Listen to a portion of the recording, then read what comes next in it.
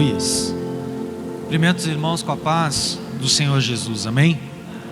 Glória a Deus. Você que trouxe a sua Bíblia, abra comigo na primeira carta de Paulo aos Coríntios, capítulo de número 5.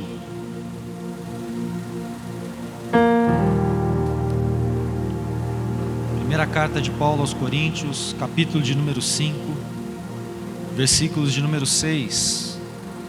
Conforme você for encontrando, glorifica o nome do Senhor, amém? Aleluias. Primeira carta de Paulo aos Coríntios, uma noite especial, uma noite em que Deus ele quer falar comigo e quer falar com você também. Uma noite que o Senhor ele preparou para que vivamos o melhor daquilo que Ele tem reservado para a sua igreja, amém? Quem encontrou, diga amém. Primeira carta de Paulo aos Coríntios, capítulo 5, versículo de número 6 a seguir, está escrito assim a palavra do Senhor: Não é boa a vossa jactância? Não sabeis que um pouco de fermento leveda toda a massa? Lançai fora o fermento velho, para que sejais uma nova massa, assim como sois sem fermento, pois Cristo, nossa Páscoa, foi sacrificado por nós, pelo que celebramos a festa, não com o fermento velho, nem com o fermento da maldade e da malícia, mas com os asmos da sinceridade e da verdade. Oremos. Senhor Deus e eterno Pai, uma vez mais estamos aqui essa noite para Te exaltar e engrandecer ao Teu santo e poderoso nome. Estamos aqui porque bendizemos a Ti, Senhor, e sabemos, Senhor Jesus, que o Senhor é bom e que tudo, ó Deus, coopera para o bem daqueles que amam ao Senhor. Portanto, ó Deus, venha falar conosco de uma forma poderosa essa noite, e Te daremos sempre toda a honra, glória, louvor e adoração, pois assim oramos, em nome de Jesus, amém, glória a Deus. Tome o seu assento, glorificando ao Senhor, em nome de Jesus. Aleluia. Amém? Glória a Deus. Essa noite é uma noite especial, uma noite em que nós estamos reunidos para poder comemorar aquilo que você já tem comemorado desde a manhã desse dia. Uma noite em que nós realmente vivemos uma promessa que foi derramada sobre todo aquele que crê em Cristo Jesus. Quantos aqui creem em Deus? Se nós cremos no Senhor, então nós estamos aqui preparados para poder realmente nos aprimorar diante daquilo que Deus ele tem reservado para a sua igreja, para aqueles que amam ao Senhor Jesus. E quando nós falamos de Páscoa, isso alegra o coração de muitos, principalmente das crianças, porque é algo cultural, onde as crianças elas já acordam pensando no quê? Será que é só criança? Será que é só criança? As mulheres então, nem se fala, né? Aí ó, querem chocolate. E no dia de hoje a alegria de muitas pessoas é receber um chocolate de presente. Só que isso não é a Páscoa. Isso é algo de uma tradição, de uma cultura, talvez aonde as pessoas tentam, assim como a história do Natal, tentam distorcer um pouco dos fatos, das coisas que realmente são. É um momento de festa, sim, um momento de festa, um momento de alegria, um momento que nós sabemos que Jesus, o Filho de Deus, Ele ressuscitou dentre os mortos, e isso tudo traz realmente dentro do nosso interior uma convicção que todas as coisas que Deus estabeleceu sobre a vida dos teus filhos são reais, São coisas que vão mudar a nossa história, vão mudar o nosso pensamento, e por isso nós precisamos entender a palavra de Deus, porque a vontade de Deus não é a nossa vontade. Nós poderíamos muito bem no dia de hoje falar: nós não vamos cultuar ao Senhor porque é um dia de festa, é um dia em que nós vamos reunir com as famílias. Legal, você vai se reunir com a sua família, você vai desfrutar de um momento agradável ali na mesa, mas o mais importante de tudo isso é quando nós temos a convicção dentro de nós que a nossa alegria, ela só vai ser completa a partir do momento que nós realmente buscarmos em Deus a nossa felicidade. Porque quando nós buscamos em Deus a nossa alegria ela é por completa, ela não é uma alegria limitada, porque quando nós temos uma alegria, ela baseada apenas na nossa vida, essa alegria ela é passageira, ela vem, mas da mesma maneira que ela chega, ela já está indo embora. Só que em Cristo Jesus, a nossa alegria, ela começa hoje, ela permanece amanhã, e ela vai perdurar eternamente, porque Ele vive, e porque Ele vive, eu e você podemos crer no amanhã. Nós temos que ter essa certeza, nós temos que nos alegrar, nós temos que saber que tudo o que Jesus escreveu, toda a Bíblia, se nós olharmos num contexto histórico, nós vamos ver que a Bíblia, de Gênesis a Apocalipse, ela está apontando para só uma pessoa, que se chama Jesus Cristo, o nosso Senhor. Não tem outra explicação. Quando nós realmente somos convertidos, quando o nosso coração realmente ele está convergido a fazer aquilo que realmente alegra o coração de Deus, nós sabemos que as coisas serão completamente diferenciadas. O Antigo Testamento, ele é o que? A sombra do Novo Testamento. Nós precisamos olhar para o Antigo Testamento e saber que ele está o quê? Mostrando que algo vai acontecer lá na frente, que algo vai ser transformado lá na frente. É como se nós olhássemos para uma sombra de algum objeto, uma luz que venha trazer uma sombra ou uma nuvem, quando ela está cobrindo o sol. O que você vê na terra? Você vê algo ali sem forma, algo que você não consegue decifrar. E assim também a palavra de Deus, às vezes nós não conseguimos decifrar aquilo que está escrito no Antigo Testamento, simbolizando a Jesus, mas nós precisamos saber que a todo tempo, o Antigo Testamento ele está apontando apenas para quem? Para o Filho de Deus, o Filho de Deus, o Filho de Deus que vai tirar o pecado do mundo. Isso alegra o meu coração, e eu creio que tem que alegrar o seu também, porque nós sabemos que existe somente uma posição a ser tomada, uma posição de obediência àquilo que a Bíblia ela nos estabelece. E quando nós olhamos como era a festa da Páscoa no Antigo Testamento, era algo maravilhoso, não era algo apenas para uma ou outra pessoa, era algo para um povo, para uma nação específica, uma nação abençoada.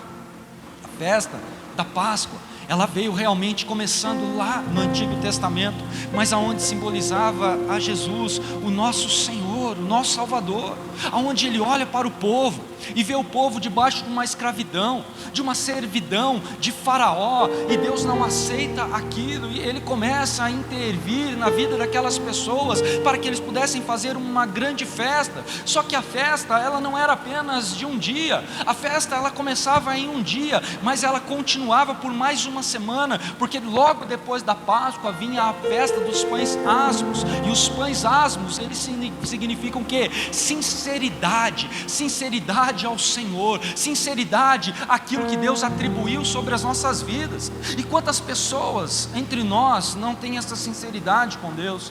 Quantas pessoas entre nós não têm realmente esta convicção de poder dar uma vida sincera ao Senhor, vivem a sua vida conforme a sua vontade, vivem a sua vida conforme o seu querer? Por exemplo, hoje é a festa é o dia de Páscoa, sim, o dia de Páscoa, e nós vamos aprender isso no decorrer da mensagem que eu estou ministrando para todos nós. Mas nós sabemos, através da cultura judaica, através dos princípios estabelecidos por Deus, que a festa da Páscoa é hoje, mas os 7 dias sequentes eram para ser dias de grande festas dos pães asmos, aonde as pessoas davam a sua sinceridade, aquilo que Deus realmente estava fazendo. Os pães asmos, eles significam o quê? Os pães da sinceridade. E você tem entregado a sua sinceridade para Deus? Jesus, quando ele está junto com os seus discípulos, ele pega o pão, ele levanta aos céus e diz: este é o meu corpo, que será entregue por vós. Fazer isto em minha memória. Jesus estava sendo sincero. Ele estava pegando aquele pão. E nada mais justo que olhar para Jesus e saber que Ele é o pão da sinceridade, que foi entregue para mim e para você, para que os nossos pecados fossem perdoados. Cristo é o nosso Cordeiro Pascal, e Ele foi crucificado. Ele foi crucificado, Ele foi moído, para que nós pudéssemos hoje ter a reconciliação com Ele, através daquilo que Ele fez, a atitude que Ele teve na cruz do Calvário. E qual era o propósito da Páscoa em Israel? O propósito da Páscoa em Israel era para que aquele povo pudesse realmente entender o verdadeiro plano ao qual Deus estava estabelecendo sobre aquela nação. E nós precisamos recordar, assim como eles, recordar que o que Deus havia feito por eles era algo maravilhoso, era algo para eles saírem de uma escravidão. E a Páscoa, ela simboliza isso para mim e para você. É um momento do Shemote, da saída de uma escravidão para a liberdade. Um momento onde nós estávamos escravos pelo pecado, pelo erro, nas mãos de Satanás, mas hoje nós somos livres pelo sangue do Cordeiro, que foi derramado naquele momento, na minha vida e na sua vida. A nossa igreja, a igreja de hoje, ela tem que celebrar a Páscoa com grande alegria. Ela tem que celebrar a Páscoa crendo que Jesus, Ele está vivo, que Jesus, Ele fez a obra dele por completa para trazer a salvação para todos nós. Não tem como nós entrarmos num culto como esse, num ambiente como esse, e preparar uma atmosfera de adoração e ficar travado e não entender o verdadeiro propósito, o verdadeiro plano de Deus. Nós precisamos nos derramar em sua presença, nós precisamos chorar de alegria, nós precisamos entender que nós tínhamos uma cédula do pecado, aonde Ele pagou, rasgou e te deu a liberdade para você viver o sobrenatural daquilo que Ele mesmo tem preparado para aqueles que amam ao Senhor. Tem alguém aqui essa noite que ama o Senhor Jesus? A Bíblia diz, não precisa abrir, eu vou ler para você.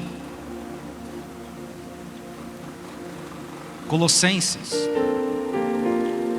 capítulo de número 2, versículos 16 e 17, está escrito assim: portanto, ninguém vos julgue pelo comer ou pelo beber, ou por causa dos dias de festa, ou da lua nova, ou dos sábados, que são sombra das coisas futuras, mas o corpo é de Cristo.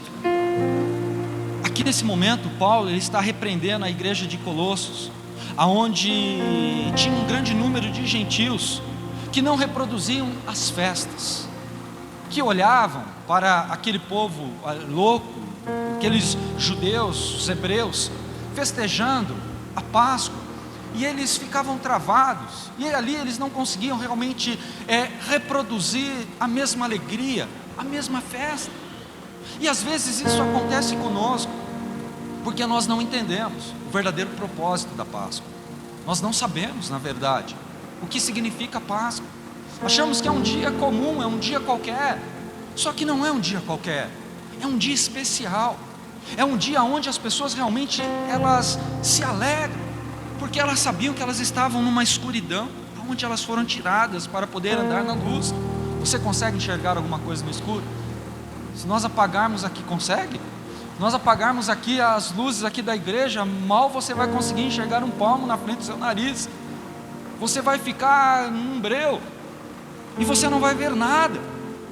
E assim as pessoas que estão sem Cristo, elas permanecem na escuridão, elas não conseguem viver o sobrenatural, elas não sabem realmente o que é festejar. E olha que o povo judeu, os hebreus, eles sabem festejar, porque a alegria que eles fazem numa mesa, não sei se você já teve a oportunidade de sentar com um judeu, de conversar com ele em uma mesa, mas se você for ver ali, eles sentados numa mesa, conversando sobre Jesus, sobre Deus, sobre as coisas que o Senhor, Ele operou, eles são um povo extremamente alegres, felizes.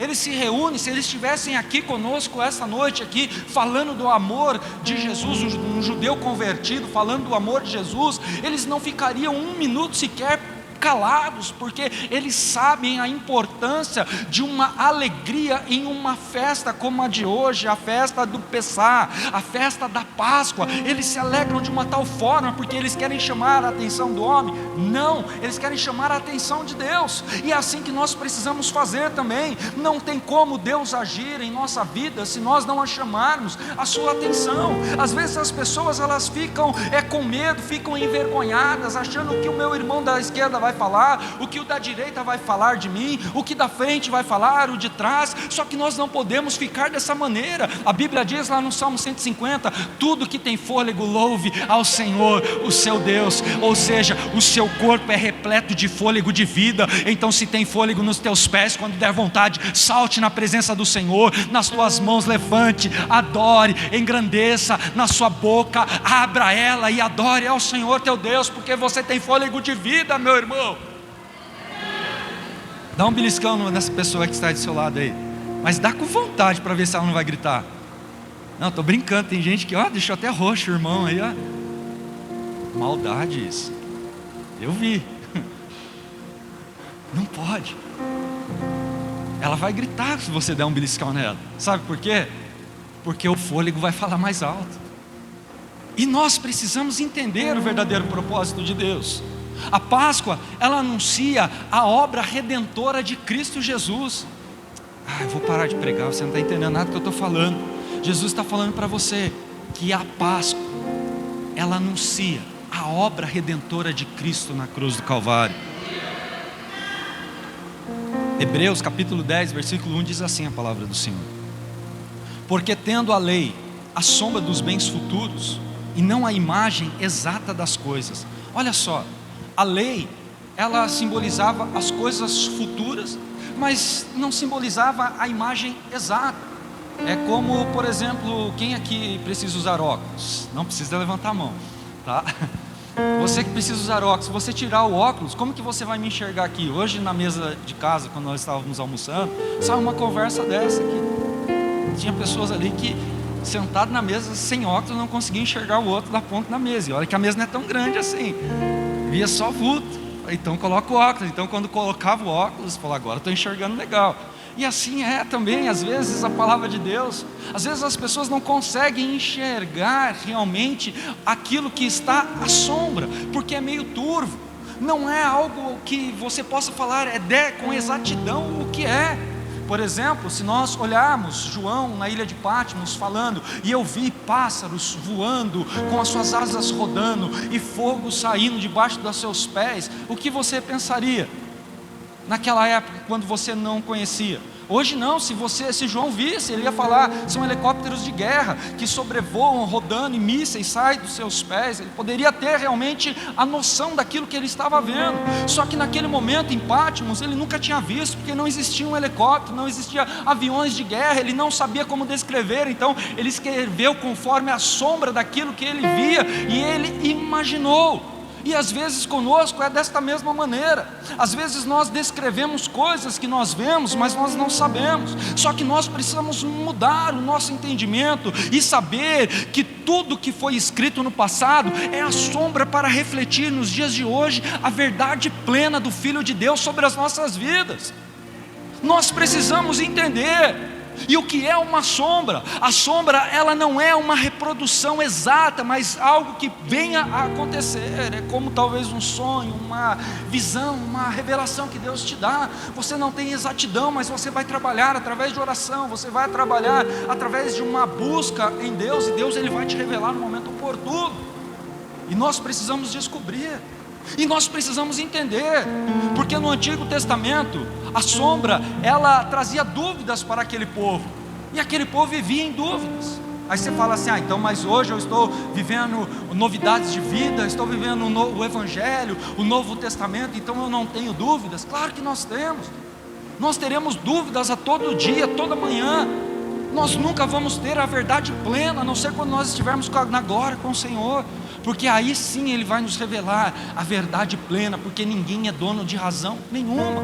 Todos nós erramos, todos nós falhamos, todos nós interpretamos coisas conforme às vezes a nossa vontade, porque às vezes nós nos fechamos a nos limitar e não conseguimos ir adiante daquilo que for estabelecido. Só que nós precisamos entender que a Bíblia Sagrada, o Antigo Testamento, ele está revelando que Jesus Cristo, Ele viria para poder morrer um dia, para ressuscitar e para poder remir os nossos pecados através do teu sangue, porque Ele é o Cordeiro Imaculado que veio para tirar o pecado do mundo.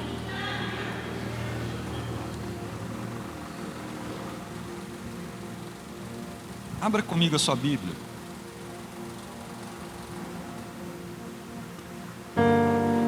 No Evangelho de João,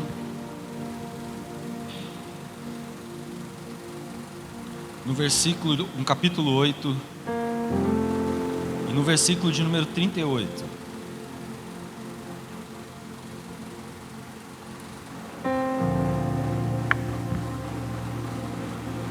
Evangelho de João, capítulo 8, e o versículo de número 38 a seguir.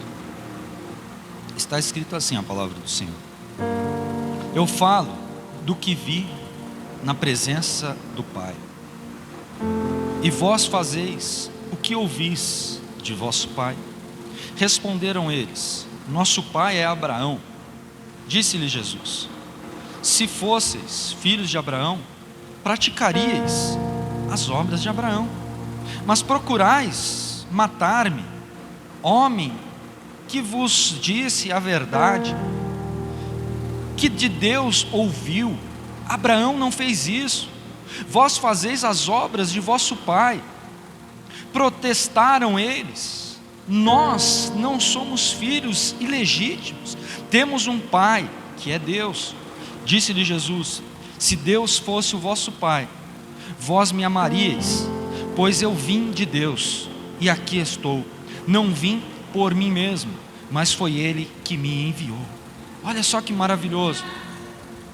Jesus está falando que a morte dele, ela aconteceria na Páscoa, que a morte dele acontecer na Páscoa, não seria uma coincidência, mas sim um plano muito bem elaborado por Deus, porque Ele simboliza o Cordeiro Pascal, aquele que viria para tirar o pecado do mundo. Só que aqui, quando Ele está conversando aqui com as pessoas, Ele está dizendo: eu sou o libertador, eu sou aquele que vim para libertar vocês. Só que eles não davam créditos ao que Jesus falava, eles estavam dando créditos àquilo que Abraão estava dizendo lá no passado. Só que eles não estavam entendendo o que Abraão estava simbolizando, porque se nós voltarmos na história, e naquele dia que Abraão, ele sai pela madrugada para poder entregar o seu filho Isaque como sacrifício a Deus, e quando ele para no Monte Moriá, ele deixa dois jovens, ele fala: ficai aqui, porque nós subiremos, mas nós voltaremos. Mas quando ele sobe no Monte Moriá, ele juntamente com o teu filho, ele olha para o seu filho com tristeza no seu coração, e ali ele começa a chorar pelo aquilo que ele iria fazer, porque Deus havia pedido para Abraão o seu filho, o seu único filho, o seu filho unigênito, para entregar como sacrifício vivo para Deus. E Abraão não hesitou, mas ele obedeceu a voz do Senhor, e naquele momento o filho dele, Isaque, olha para Abraão e fala: pai, nós temos a lenha, nós temos o altar que nós erigimos, nós preparamos tudo, mas, pai, aonde está o sacrifício? Imagino eu, não está escrito na Bíblia, mas imagino quando o seu filho falou: pai, aonde está o sacrifício? As lágrimas devem ter descido. E ele falou: filho, o sacrifício é você. Isaque poderia sair correndo, falou: que ele era jovem, Abraão já era idôneo, ele poderia muito bem falar: aqui eu o quê? Você não vai me pegar não. Se meu pai fala que vai me matar, eu saio correndo. Eu falo: quero ver me pegar. Vai pegar nada. Ele não saiu correndo, ele obedeceu e falou: Pai, então me amarra, para que eu não fuja. O pai dele amarra o seu filho, o coloca em cima da lenha, ele tira o cutelo, ele não tem forças, ele fala: eu não vou conseguir, eu não vou imolar, Deus, eu não posso. Mas um momento ele pega e fala: eu vou correr, e eu vou pular para que eu não venha reter as minhas mãos, e eu vou encravar o cutelo. Então ele vem para trás. Aí quando ele sai correndo, o historiador Flávio Joséfos diz que ele sai correndo, e quando ele pula com o cutelo para poder encravar no peito do seu filho, uma voz diz: Abraão. Ele não para, ele continua, a voz de novo: Abraão. Aí ele diz que o próprio Deus teve que intervir e segurar a mão dele, para que ele não encravasse o cutelo, por obediência. Aí uma voz veio e disse: agora vi que tu és fiel. E Deus proveu um cordeiro. Abraão, Isaac, ou melhor dizendo, ele tinha 33 anos e meio quando ele foi levado para ser sacrificado pelo seu pai. A mesma idade de Jesus quando Jesus foi morto. Ou seja, aquilo tudo ali estava o quê? Era uma sombra do que iria acontecer futuramente, onde o Filho de Deus iria morrer por todos nós, que seria imolado na cruz do Calvário. E as pessoas aqui davam créditos a Abraão, mas não davam créditos a Jesus, que ali estava com eles a todo tempo, a todo momento operando. Mas eles queriam matar a Jesus, estavam procurando matar a Jesus. Só que o Evangelho, a Bíblia, ela converge, e toda ela aponta para Jesus, ela está convergendo para Cristo, ela está mostrando para Ele. Ou seja, se você olhar lá em Gênesis, quando o homem pecou, certa vez o Deus de Israel, ele chegou para o seu povo, para Adão e Eva, e falou: por que pecaste? Aonde vocês estão? Eles falaram: estamos escondidos. Aí Deus falou: por acaso comestes do fruto da árvore que eu falei para não comer? Ele disse: sim, Senhor, nós comemos. Aí Deus olhou para ele: por que você está vestido? Ele falou: com folhas de figueira. Ele disse: porque nós estamos nus. Aí o próprio Deus fala: senta aqui comigo, senta aqui, Adão. E Deus com um cordeiro nos teus braços. E Deus, ele pega uma faca e ele começa a tirar a pele daquele cordeiro vivo. E aquele cordeirinho que ali estava não fez nenhum barulho, mas Deus tirou toda a pele dele e vestiu Adão, e falou: este cordeiro vai vestir o seu pecado. Que também já tipificava aquele cordeiro a Cristo, o que viria para poder trazer a salvação para a humanidade. E às vezes nós não entendemos que toda a convergência bíblica, ela vai apontar para Jesus. Tudo aquilo que aconteceu no Antigo Testamento, ou seja, a própria Bíblia fala, tudo quanto foi escrito para que vocês possam ter conhecimento e sabedoria das coisas que viriam a acontecer. Nós precisamos entender a palavra de Deus, nós precisamos entender que tudo que Deus escreveu um dia vai se cumprir, e a volta de Jesus está próxima. E como você se encontra? Como a sua vida está? Será que você já se convergeu dos teus pecados, se transformou em uma nova criatura? Ou você ainda está vivendo as práticas velhas, os pecados ocultos, que não te deixam realmente festejar ou se alegrar? Que você tenha feito realmente a vontade de Deus, porque se Jesus ele volta hoje, será que nós subiremos? Ou ficaremos aqui? Será que nós conseguiremos ir? Nós precisamos entender tudo que a palavra de Deus está nos dizendo, porque tudo que está escrito é para testificar realmente as verdades daquilo que Jesus deixou para eu e você viver. João, capítulo 5, versículo 39, diz assim a palavra do Senhor: examinais as Escrituras, porque vós cuidas ter nela a vida eterna, e são elas que de mim testificam. Ou seja, a Bíblia está apontando para Jesus. O Senhor está falando aqui através de João: examinai as Escrituras. porque as Escrituras, elas precisam ter um cuidado, porque elas vão cuidar para a minha eternidade ao lado do Pai. São elas que testificam as coisas que eu fiz e as coisas que hão de acontecer, que eu farei. O próprio Senhor Jesus está falando para mim e para você hoje, para nós examinarmos a sua palavra, para nós entendermos o verdadeiro plano. Aí João capítulo 3 versículo 14 diz assim: e como Moisés levantou a serpente no deserto, assim importa que o Filho do Homem seja levantado.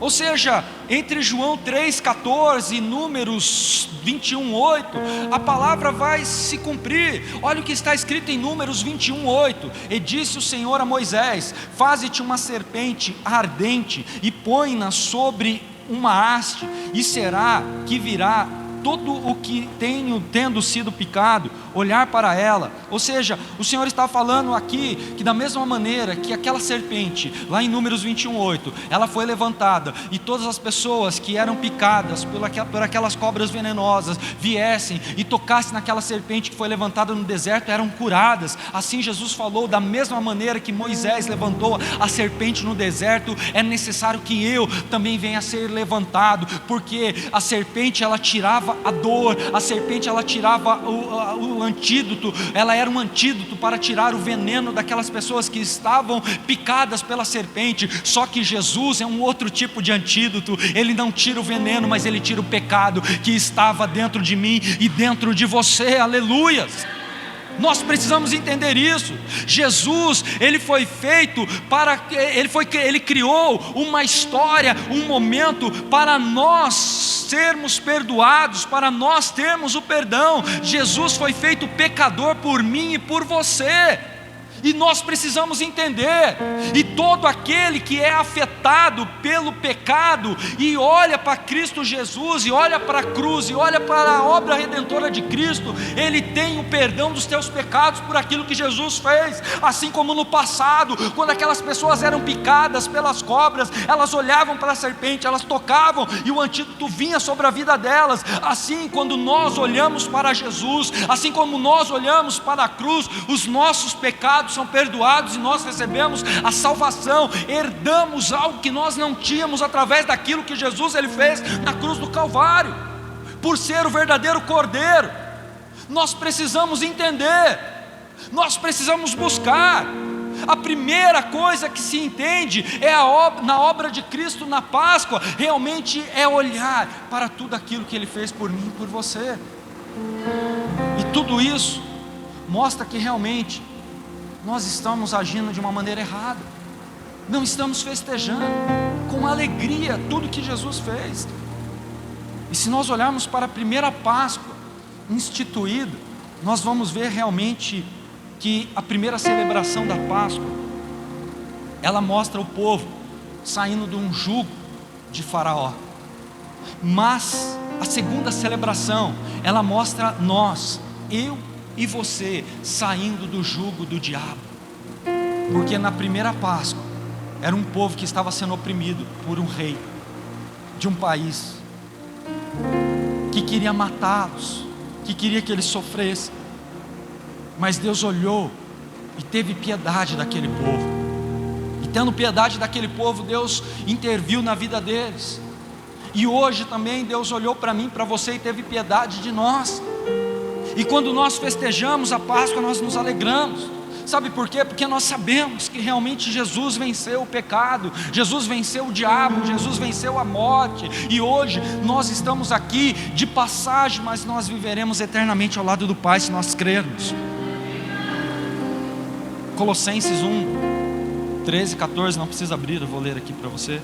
Está escrito assim: o qual nos tirou da potestade das trevas e nos transportou para o reino do Filho de seu amor, em quem temos a redenção pelo seu sangue, a saber, a remissão dos nossos pecados. Quando aceitamos o agir de Cristo, nós recebemos a redenção. Ele está dizendo que Ele veio para nos tirar, para nos resgatar das potestades, das trevas, e nos transportar para o teu reino, o reino do seu Filho, o reino daquele que tem um amor incondicional, aonde a Bíblia diz que Deus amou o mundo de tal maneira que deu o seu Filho unigênito, para que todo aquele que nele crê não pereça, mas tenha vida eterna. Ou seja, tudo isso foi movido porque um sentimento que Deus moveu dentro de si, um sentimento chamado amor, um sentimento que veio para poder mudar a nossa história, para mudar a nossa vida, a nossa trajetória, para que entendamos realmente o verdadeiro propósito e o princípio daquilo que Deus Ele estabeleceu sobre as nossas vidas. Deus Ele quer realmente te chamar para que você venha viver algo novo, algo maravilhoso, algo preparado para ser vivido por aqueles que realmente amam ao Senhor. Abra comigo a sua Bíblia, lá em Êxodo.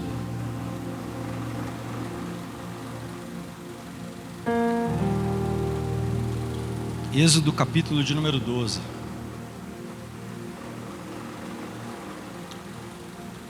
Não, me desculpa, Êxodo capítulo de número 19.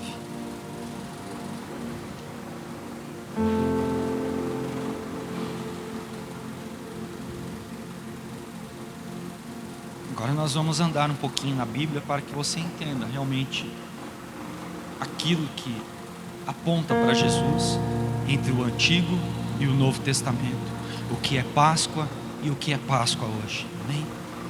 Êxodo 19, versículos 5 e 6 está escrito assim a palavra do Senhor: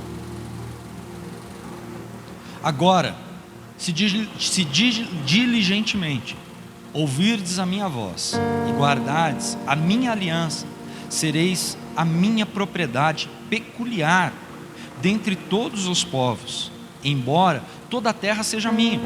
Vós me sereis reino sacerdotal e nação santa.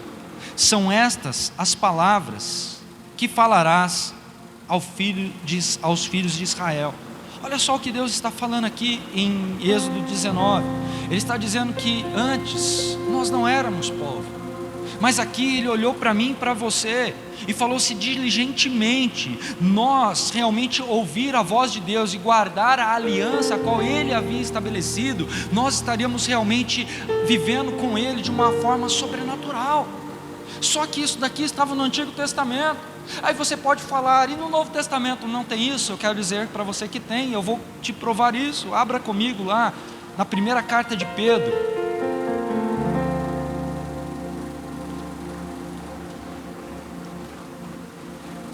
Primeira carta de Pedro,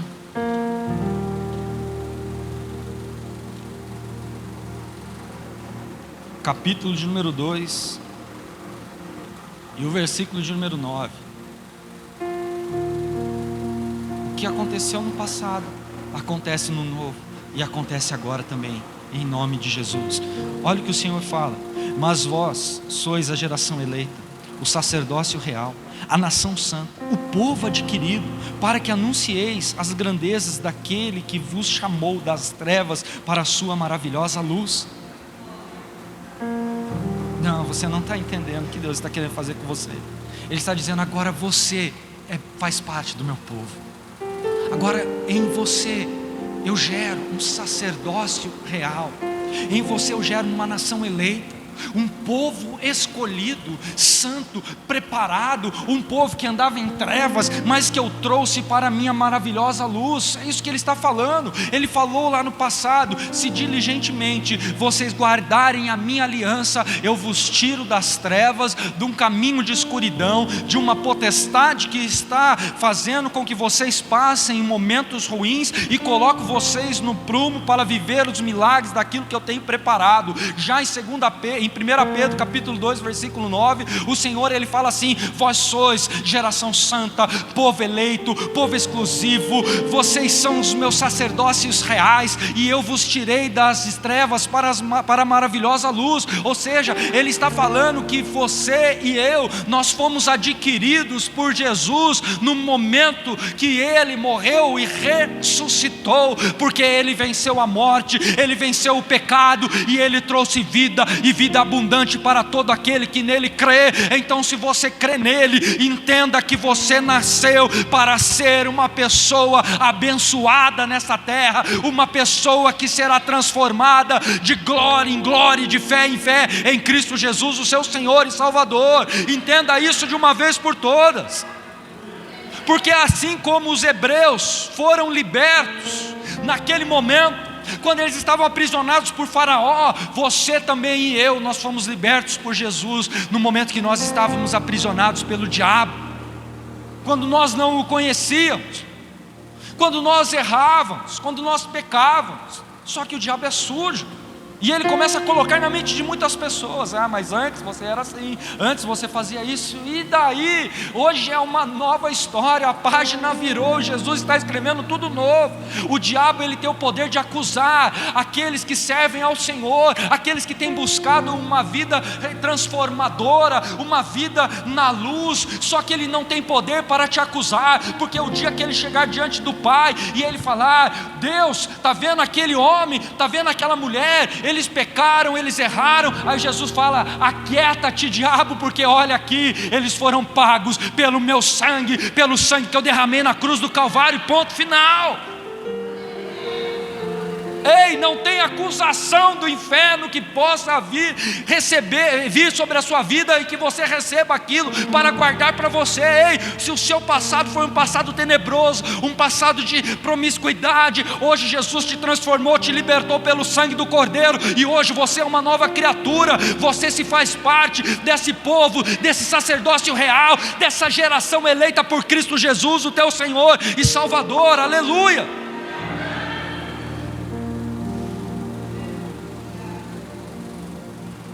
Os dois textos, os dois tempos, eles são um paralelo, aonde a sombra do velho, ela acontece no novo, e está se estendendo na minha vida e na sua, através, por intermédio de Jesus. Êxodo 12, 23 diz sobre as marcas dos umbrais. Deus chegou para os hebreus e falou para eles: hoje eu vou tirar vocês da escravidão de Faraó, e eu quero que vocês peguem um cordeiro de 1 ano, sem manchas, sem ruga, e que matem e comam todo, assado, não cozido, nem com leite nem com água, mas ácido, com ervas amargas. Não é alface, é rúcula. Sabe por quê? Para você sentir o amargo descendo. Ou seja, Deus, ele falou isso, sabe por quê? Porque aquele povo precisava viver uma obra redentora. Aí quando eles matam, o Senhor fala assim: ei, eu quero que vocês matem e que o sangue dele vocês passem nos umbrais das portas, porque hoje o meu anjo destruidor passará pelo Egito, e todo primogênito que não tiver nos umbrais das portas a marca, eu destruirei, eu matarei todos os primogênitos quando eu passar no Egito, eu vou trazer a destruição. E aquele povo assim fez. Eles comeram juntos, eles falaram: as famílias que forem pequenas se ajuntem umas às outras, mas que todos estejam à mesa para comer. E o próprio Senhor Jesus, o próprio Deus estava falando ali com eles, que realmente aquilo seria a marca nos umbrais, para que o destruidor não viesse atacar. Aí você fala: mas e no Novo Testamento? Apocalipse 12, 11 diz assim: e eles o venceram pelo sangue do Cordeiro e pela palavra do testemunho do Senhor Jesus. Eu quero dizer para você que da mesma maneira que eles conseguiram vencer o destruidor no Antigo Testamento, eu e você também venceremos, porque o Senhor Jesus, ele sabe que eu e você temos a marca do sangue do Cordeiro em nossas vidas. Ele olha para nós e começa a cumprir a sua promessa. O sangue de Jesus, ele tem poder. Jesus, olha para essa pessoa que está do seu lado e fala para ela assim: ó, Jesus, ele é a sua Páscoa. Você não convenceu a mim, quanto mais a Deus. Olha para essa pessoa, fala com autoridade, fala para ela assim: Jesus é a sua Páscoa.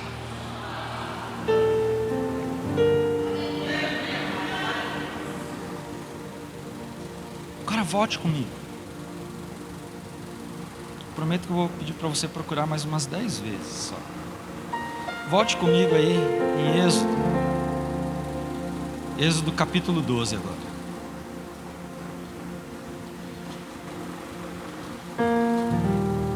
Êxodo capítulo 12.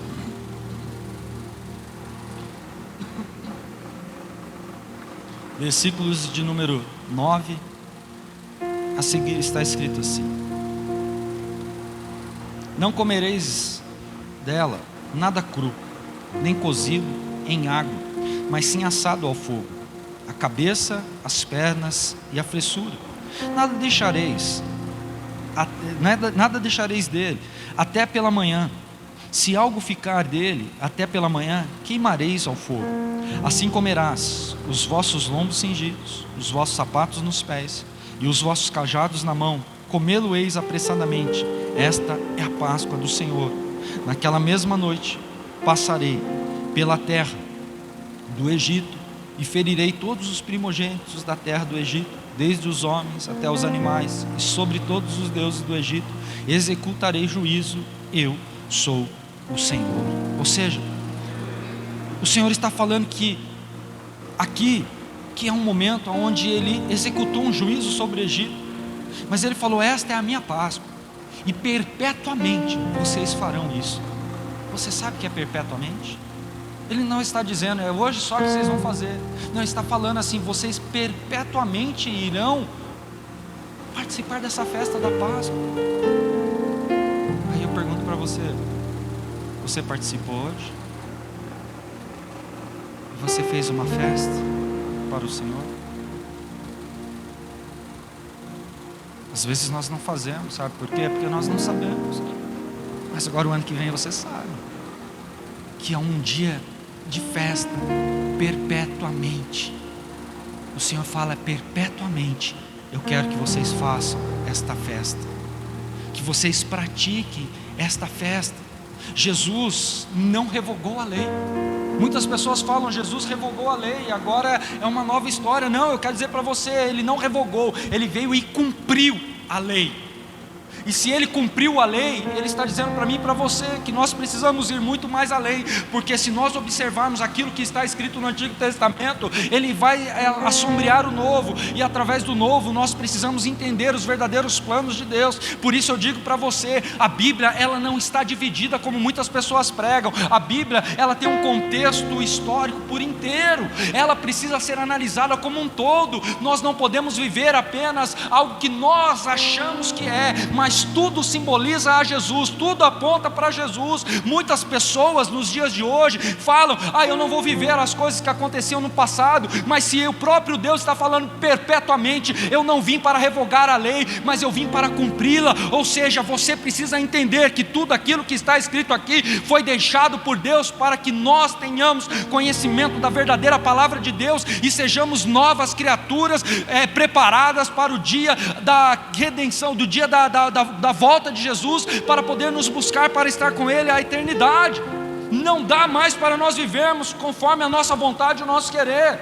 Nós precisamos mudar a nossa mentalidade. A celebração da Páscoa, ela está se cumprindo o que? Perpetuamente na minha vida e na sua. Nós estamos cumprindo isso? Nós estamos entendendo? Às vezes não. Olha só o que fala Êxodo 12, versículo 3. Dize a toda a congregação de Israel: aos 10 deste mês, tome cada homem um cordeiro para a sua família, um cordeiro para cada casa. Daí o versículo 6 diz assim: vós guardareis até o 14º dia deste mês, quando toda a assembléia da congregação de Israel o matará ao crepúsculo. Olha só que maravilhoso. Eles comemoravam no primeiro mês do ano. Nós estamos comemorando em abril, porque o calendário judeu é um calendário diferente do nosso. Só que o Senhor está falando assim: no 10º dia, vocês pegarão um cordeiro, e vocês deixarão ele guardado até o 14º dia. E no 14º dia, vocês matarão esse cordeiro. Então nós precisamos entender que tudo isso vai o quê? Apontar para quem? Para Jesus. Pastor, então prova para mim. Vou provar. Agora vai comigo lá em Marcos. Marcos capítulo 11. Pastor, eu não gosto de ficar andando na Bíblia. Nós temos que andar, nós temos que aprender, nós temos que realmente entender a palavra do Senhor. Marcos 11, versículo de número 1. Está escrito assim a palavra do Senhor. Todos acharam?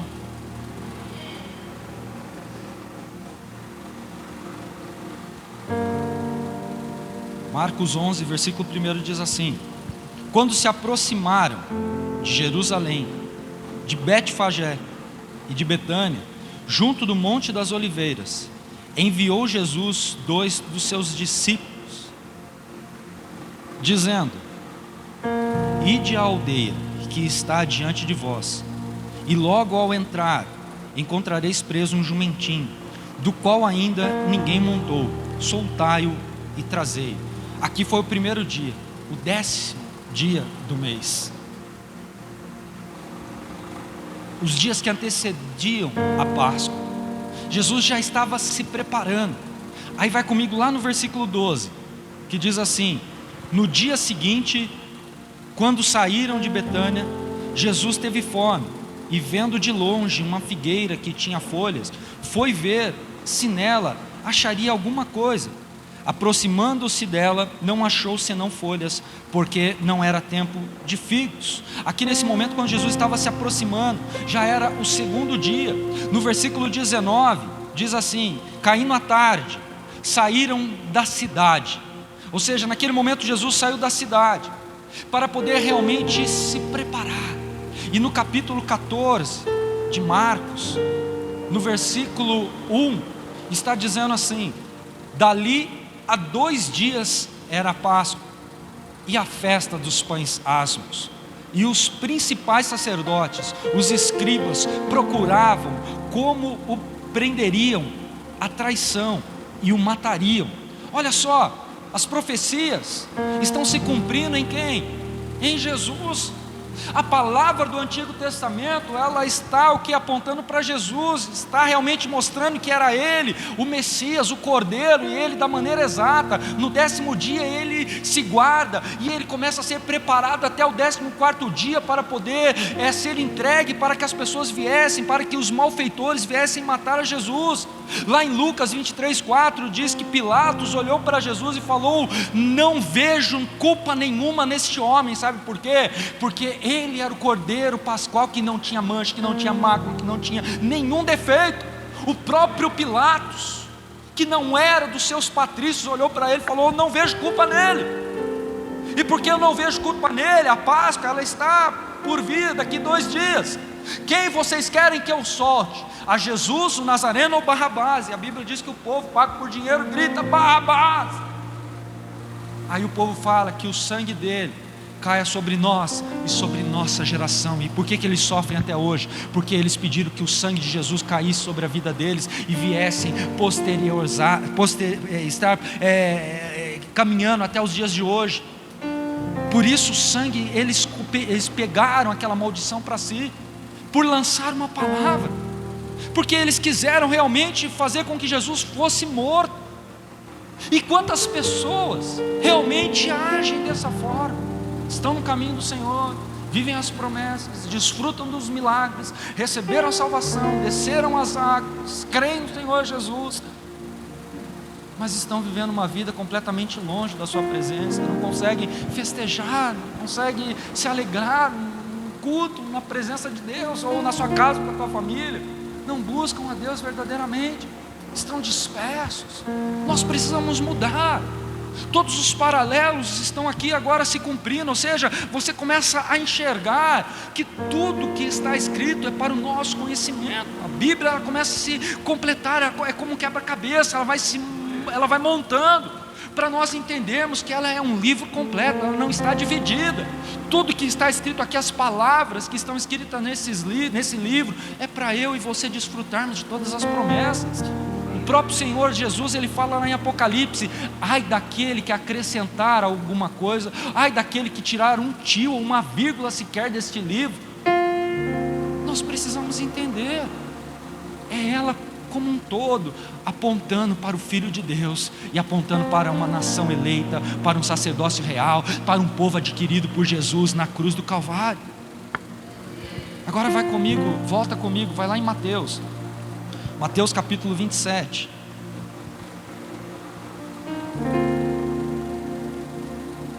Prometo para você que mais 4 horas eu termino a mensagem. Só você que vai ficar aqui, né?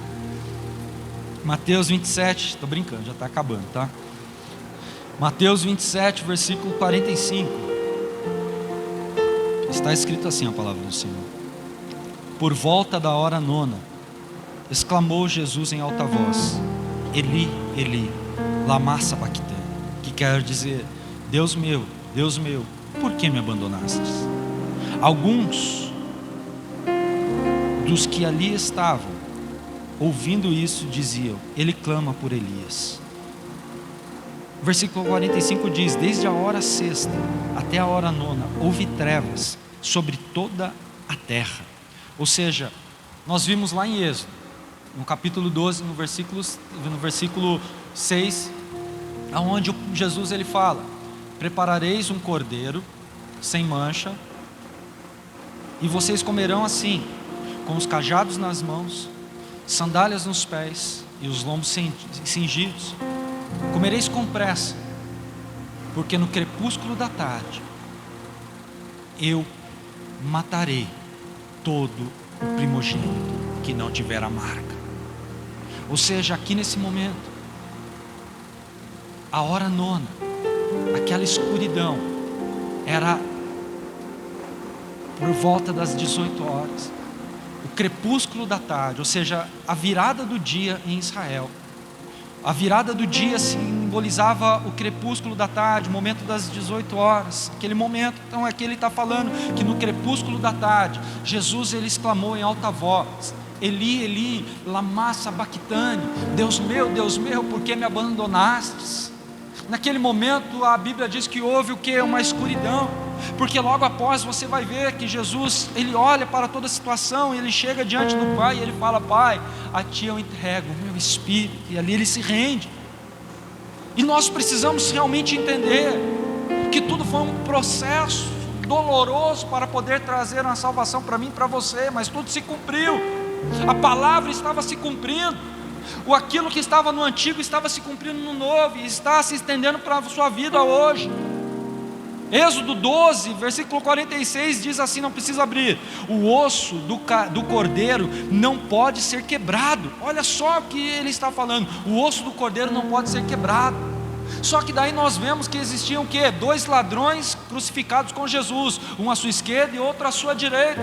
Só que a Bíblia diz que naquele momento, quando os ladrões morreram, os soldados foram lá nos pés dos ladrões e bateram com uma marreta, um pedaço de madeira, e aquele pau que segurava o pé, ele caiu, e quando eles descem, os seus ossos são todos dilacerados, quebrados, triturados. Só que com Jesus não aconteceu isso. Sabe por quê? Porque tinha uma promessa de Deus sobre a vida do Filho do Homem, que nenhum dos seus ossos podiam ser transpassados ou quebrados. Olha só o que o salmista diz no Salmo 34:20: Ele lhe guarda todos os seus ossos e nenhum deles pode se quebrar. Sabe por quê? Porque ele precisava trazer a salvação, ele precisava trazer a mudança. E olha só o que a Bíblia fala através de João. Agora vai comigo lá no Evangelho de João, no capítulo 19. Capítulo 19 do Evangelho de João, versículo de número 31 a seguir.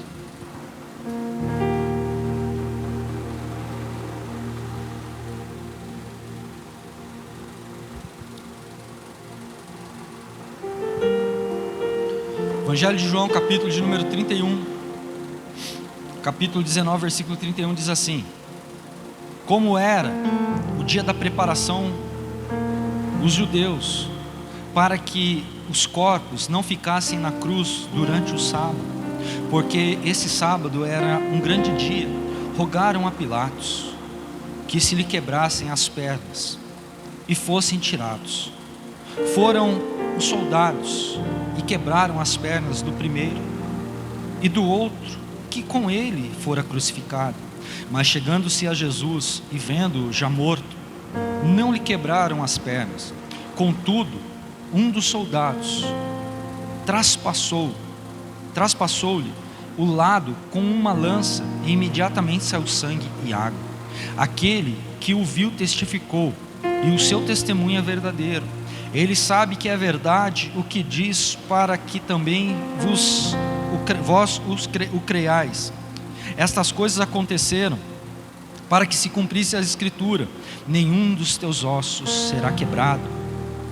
E como diz outra escritura, olharão para aquele a quem transpassar.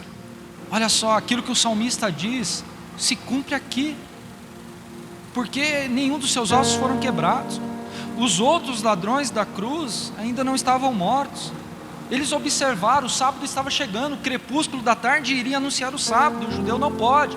Então eles foram lá e falaram: vamos matar logo. Só que eles mataram os ladrões, mas quando chegaram em Jesus, viram, ele já está morto. Então eles pegaram uma lança e feriram a Jesus, só saiu água e sangue, porque eles sabiam que Jesus, ele já estava morto naquele lugar. Só que Deus, ele é tão maravilhoso, que ele fez tudo isso para que hoje nós pudéssemos estar aqui, salvos, libertos, em meio à sua luz, para poder caminhar num caminho de paz, de alegria. Só que Deus, ele quer realmente que nós façamos isso tudo em família. Ele não quer que nós venhamos viver individualmente. Nós precisamos entender o verdadeiro propósito, o verdadeiro plano de Deus. E em Êxodo 12:3 diz que a família, ela tinha que estar reunida no momento que eles fossem comer. Não era somente os homens, não era somente os maiorais, não, era a família tinha que estar reunida para comer. Deus, ele tem um plano para toda a sua família, não é um plano individual. Às vezes você pode estar falando assim: ah, mas fulano de tal não está aqui, mas ciclano não está aqui. Mas Deus está falando para você: o meu plano de salvação é para a sua família inteira, e a sua família inteira será salva em nome de Jesus. Atos 16:31 diz: crê no Senhor Jesus e serás salvos tu e a tua família. Nós precisamos crer. A salvação, ela é individual, mas o plano de Deus, ele é um plano familiar, não é um plano individual. Nós precisamos entender a verdadeira promessa de Deus. Às vezes nós procuramos coisas pequenas, mas Deus tem algo muito maior para ser vivido por nós. Deus está mostrando para você que é um dia de alegria, que é um dia onde nós precisamos regozijar em sua presença, que é um dia onde nós não devemos reter a nossa alegria e apenas compartilhar com algumas pessoas. Não, Deus, ele quer que eu e você venhamos estar alegres, que eu e você venhamos entender que os nossos pecados, eles foram perdoados sim, em nome de Jesus. E essa noite eu quero que você realmente entenda que existe um grande plano de Deus para você e para a sua família. Eu quero que você entenda que a palavra de Deus, ela não é lançada ao léu, ela se cumpre, e porque Ele vive, você pode crer no amanhã. Porque quando Jesus, ele foi levado para ser sepultado, ele foi sepultado, mas a Bíblia diz que ao terceiro dia ele ressuscitou. Ele está vivo. Ele está aqui no nosso meio esta noite, olhando para você chorando por dentro, na sua alma, não conseguindo concretizar os teus sonhos e aquilo que você tem entregado para Deus. Só que Ele está falando para você: eu cuido de você, eu estendo as minhas mãos para você. Aquilo que eu fiz na cruz do Calvário não foi em vão, foi para que eu pudesse trazer vida e vida abundantemente para aqueles que creem em mim. Coloque-se de pé comigo em nome de Jesus.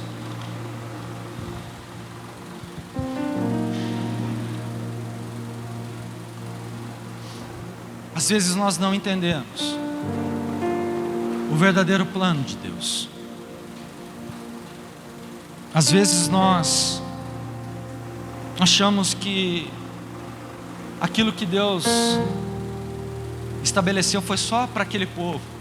Só que Ele diz: eu sou o mesmo ontem, sou o mesmo hoje e serei eternamente. Tudo que Jesus fez foi para poder trazer paz para você ter alegria. O que Jesus ele fez, o que a Bíblia nos mostra, é que aquilo que Ele preparou foi para que um novo plano, um novo recomeço viesse anunciar para nós que somos pessoas especiais para Ele. E por isso nós precisamos estar alegres. Às vezes nós estamos indo para a festa, às vezes nós estamos indo para a Páscoa, só que aí nós deparamos com uma situação adversa. A Bíblia diz que existia um homem chamado Simão, o Cirineu, que um belo dia ele se preparou, porque o judeu ele comemora todos os anos a Páscoa, ininterruptamente, todos os anos eles estão ali comemorando a Páscoa. E a Bíblia diz que tinha um certo Simão, o Cirineu, que ele estava indo também, ele estava vindo de Etiópia, e ele estava vindo correndo para poder ter o encontro com Jesus, com o Cordeiro, porque na festa da Páscoa, os sacerdotes, eles imolavam um cordeiro, tiravam todo o sangue do cordeiro e enchiam um balde com sangue. Aí eles pegavam um isopo, que era uma espécie de uma esponja, eles mergulhavam naquele balde, e embaixo um monte de chefes de família, vestidos com vestes brancas, longe do sumo sacerdote, 9 metros de distância, e o sumo sacerdote ele começava a aspergir o sangue sobre aquelas pessoas, e quando ele molhava no balde de sangue, ele aspergia, e aquelas pessoas que estavam ali na festa da Páscoa, ficavam alvoroçadas, porque elas queriam que uma gota daquele sangue do cordeiro, caísse sobre aquelas vestes brancas, alvejadas, para que eles pudessem voltar para casa e falar para a esposa e para os filhos: olha aqui, Deus perdoou os nossos pecados, porque o sangue do cordeiro caiu em nossas vestes. Só que um belo dia, Jesus ele está vindo carregando a cruz, e ele cai, e Simão Cirineu, ele vem correndo, e ele se depara com aquilo, e no momento que ele se depara com aquilo, um soldado romano tira a espada e fala: ei, ajude esse homem. Ele olha, e ele fala: olha minhas vestes, você não está vendo, são brancas. Ele olha para o sol e fala: já são quase meio-dia, já está quase na hora da festa da Páscoa, eu vou perder, como eu vou conseguir adquirir outra roupa para ganhar o sangue do cordeiro sobre a minha vestimentas, como eu vou falar para os meus filhos, como eu vou anunciar em casa que eu perdi a festa, eu vim de longe. Aí o soldado tira a espada e fala: se você não ajudar, você morre, o sangue seu também será derramado. Ele pega Jesus, que já estava todo ferido, levanta Jesus, ele leva até o Gólgota, ali ele deixa Jesus e ele sai correndo, para ver se ainda dava tempo. E quando ele chega lá onde os sacerdotes estão, ele se entristece porque todo mundo foi embora. Você não está entendendo nada. Ele queria a gota do sangue do cordeiro, uma gota do sangue do cordeiro. As suas vestes foram completamente sujas pelo sangue do verdadeiro cordeiro de Deus, que tirou o pecado do mundo. Você vê lá em Romanos 16, Alexandre e Rufus, eles falam sobre isso. Eles falam sobre as vestes de seu pai. Eles falam: meu pai, Simão, o Cirineu, olha só, ele foi para a festa da Páscoa, mas chegando lá, ele encontrou o verdadeiro cordeiro que tirou o pecado do mundo, ele encontrou a Jesus, e olha só, não tem apenas uma gota, mas ela está completamente cheia do sangue do próprio Cordeiro de Deus, do próprio Senhor Jesus, e eles evangelizaram um continente falando do amor de Cristo Jesus. Às vezes nós estamos procurando a redenção no lugar errado. Às vezes nós estamos achando que a nossa história ela está limitada em apenas viver o hoje. Só que Jesus está falando para você: creia em mim, creia naquilo que eu estou liberando, e eu vou mostrar para você que eu tenho algo muito maior reservado para você viver amanhã, porque Ele está vivo, e ponto final. Basta apenas você buscar essa intimidade, basta apenas no dia de hoje você se se alegrar por aquilo que Ele fez na cruz do Calvário, pelo derramamento de sangue, de um sangue puro, de um sangue inocente, de um sangue que veio para poder tirar o meu e o seu pecado deste mundo. E hoje nós somos livres, nós somos libertos para viver os milagres, porque estamos na luz, não estamos em trevas, mas estamos aqui para poder viver as promessas de Deus. Então eu convido você a deixar toda a tristeza de lado agora. Eu convido você a arrancar realmente as suas vestes sujas e falar: Jesus, que o teu sangue caia sobre a minha vestimenta, que o teu sangue me salve, que o teu sangue cure os meus pensamentos, que o teu sangue me transforme, que o teu sangue venha fazer com que eu tenha ousadia, que eu possa realmente buscar o Senhor com todo o meu entendimento, com todo o meu coração, que eu possa ver o teu sangue me cobrir, para que os meus pecados realmente sejam perdoados e eu venha estar alegremente na tua presença. Porque se você tem fôlego nesse teu corpo, se você crê que você está salvo, se você crê que você aceitou a Jesus, eu te convido agora a rasgar os teus lábios em adoração ao Pai, como você nunca adorou antes, porque Ele está vindo. Maranata, ora vem Senhor Jesus, toma o teu lugar, toma a tua igreja, conduz os teus filhos. Espírito Santo, tenha liberdade para atuar na vida desse povo, na vida dessa família. Mostra que o Senhor é Deus na terra dos viventes.